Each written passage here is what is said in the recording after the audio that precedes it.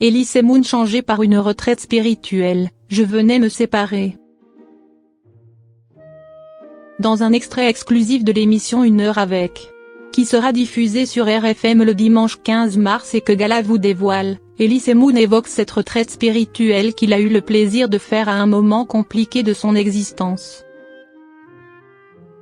Ce dimanche 15 mars, Elise Moon sera au micro de Bernard Montiel, dans son émission 1 heure avec, diffusée sur RFM dès 11h.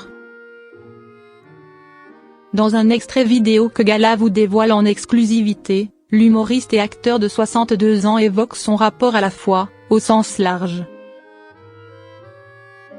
La spiritualité.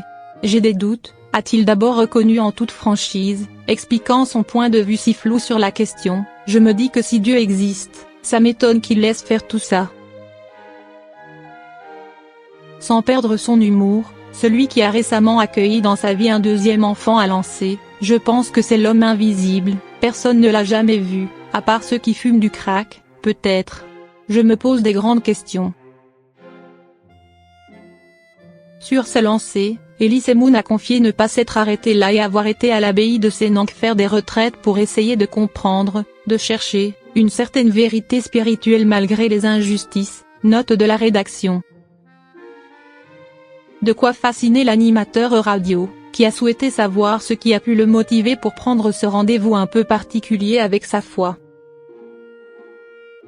Souvent, ce sont des périodes où sentimentalement ça ne va pas. Je venais de me séparer de ma copine, je n'étais pas bien, et ça fait remonter plein de choses, a-t-il répondu, précisant avoir été poussé par une amie. Sur place, proche de Gordes, en Provençal-Côte d'Azur, il a donc pu être dans le silence, au plein milieu de la nature, afin de se connecter à quelque chose de plus grand, dans un cadre tranquille et relaxant. Ces discussions honnêtes sur la foi avec les religieux. Il y a des grandes balades à faire, sublimes, et il y a de quoi se poser des grandes questions. J'étais au milieu des frères, dont le frère Jean, qui est là depuis 20 ans, qui n'a pas bougé de cette abbaye sublime.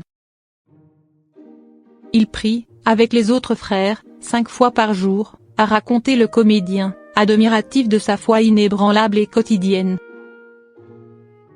C'est très fascinant parce que c'est tellement loin de nous, déjà, de la vie qu'on a, mais c'est ça qui est intéressant, a déclaré celui qui a beaucoup interrogé les religieux présents, notamment sur leurs éventuels doutes sur leur foi ou leur potentielle attirance amoureuse.